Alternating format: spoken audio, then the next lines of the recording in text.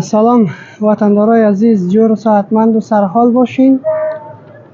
دوستان عزیز، خواستیم امروز هم یک برنامه که در یکی از پارک های ولایت فاریاب داشته باشم.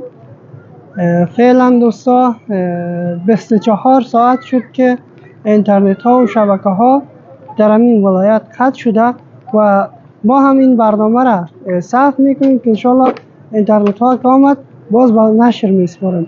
سوژه ما همین است که آیا نبود اینترنت چه ضررها در جامعه دارد و اگر باشه چه فوایدی دارد و نظریات مردم را هم از مردم و از شهروندان خود پرسان میکنیم که چه فوایدها و چه عوارضها بودن اینترنت یا نبود اینترنت دارد. با ما باشید. برنامه های صدای شبرغان همیشه و هر لحظه با شماست. این برنامه را نام گذاشتیم که برنامه صدای شهروند. صدای شهروندای خود را به نشر میسپاریم و ما وعده نمیدیم که این برنامه کی نشر میشه. روزی که اینترنت ها وصل شد و ما هم توانستیم اینترنت گرفته یا با وای فای ها وصل شویم که همان روز نشر میشه. دوستان عزیز، اگر شما هم کدام نظریات پیشنهاد داشته باشین حتما در کامنت ها بنویسید که ما هم امروز نظریات شهروندان خود را میگیریم که چه نظریات درباره قطع اینترنت یا قطع شبکه های مخابراتی دارند. با ما باشید. برنامه ها همیشه و هر لحظه با شماست.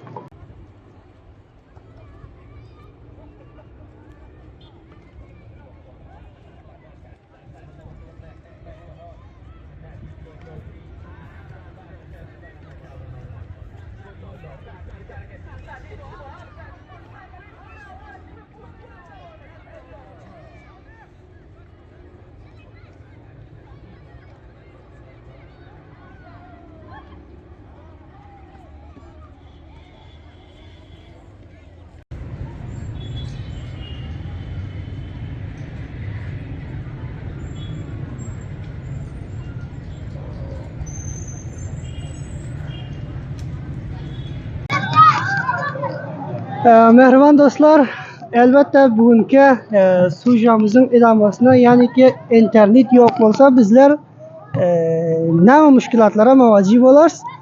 Shu sababdan shu yerda bir qanchalar turkman davolamiz baravar keldik. Bulardan ham so'rarsiz-ki, bularning nima mushkulot, bugun nima mushkulotlarga muvajjih bo'libdir. Bu baralarda bulardan so'rarsiz. Adingiz nima? Ne'matullo. Ne'matullo xon, neydansiz? Anxoydan. Anxoydan Maymunaga nima sabab bo'ldi ki bugun viloyatga kelsangiz? Viloyatga kelsak, mana bir keldik bir chekara. Xo'p. O chekara keldik bir endi devamlı gorkudalik sözü ishlata. Shundan bir chekara keldik. Bilan taraf Iran taraflari ketdik. Xo'p, mashallah, ko'p yaxshi. Bugungi mana masalan 24 soat bo'ldi ki internetlar, shabakalar qayt bo'ldi. Nima mushkulotlar ijod bo'lar ki internet bilkul qayt bo'lsa?